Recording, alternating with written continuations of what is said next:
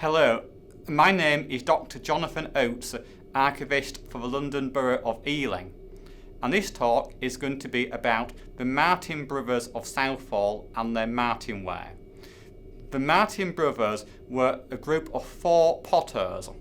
The brothers initially worked in Fulham, and then in 1877, with funds from a friend by the name of Francis Ettleford, they bought a disused soap factory by the canal near Havelock Road in Southall, and they stayed there for the rest of their working careers, which were to extend over into the beginning of the 1920s.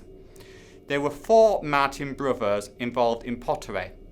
The eldest was Robert Wallace, who was the dominant partner, and then there was Wallace Fraser, who was the chemist and the thrower, and then there was Edwin Bruce, who did the odd jobs and the other work no one else wanted to do, and finally there was Charles Douglas, who was the salesman, and he ran the shop where the goods were sold, which was in Brownlow Road, Holborn, London. Now, the Martinware was a very distinct range of hand-created pottery. It wasn't factory produced, it was small scale but highly individualistic, and the pots included many which had very strange and bizarre designs, often with fantastic creatures such as dragons and demons, and some of their pottery seems to have been influenced by Oriental designs from Japan and from China.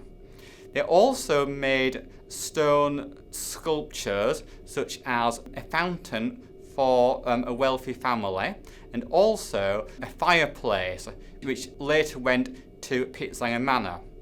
But perhaps the most famous of their works are the Wally Birds, named after Robert Wallace Martin.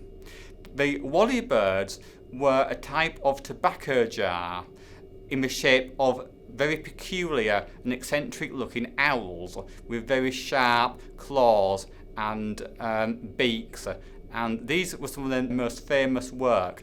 They also produced work showing Queen Victoria for the Golden Jubilee of 1887. They created pots in the shape of imps and demons.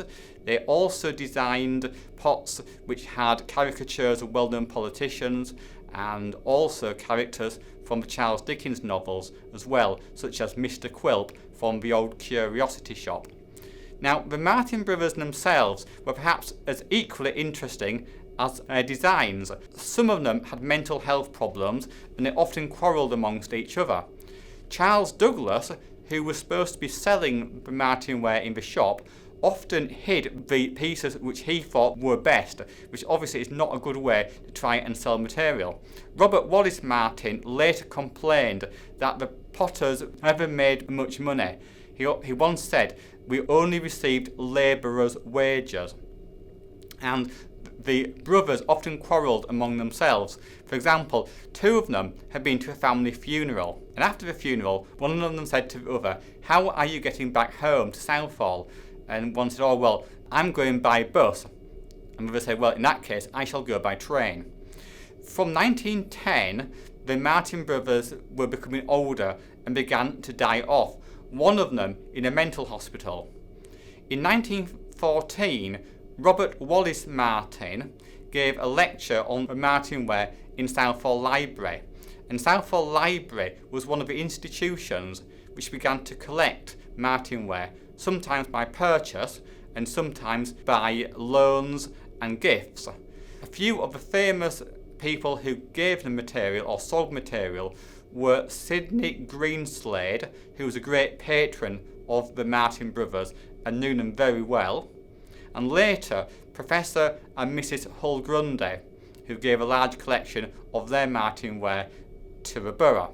The last of the brothers to die was Robert Wallace Martin, who died in 1923.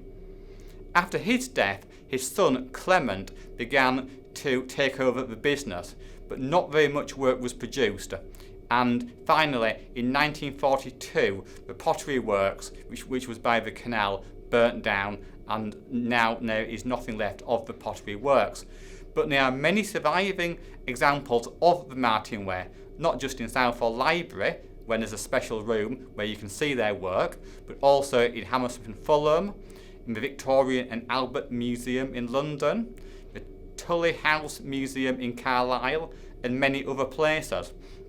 There are even fake Martinware that some people collect. And Martinware now sells for large amounts of money at auctions both in America and Britain and elsewhere. And there are many collectors and people interested in the Martinware and in the Martin Brothers. Don't forget to like this video and subscribe to Ealing Library's YouTube channel. Thank you.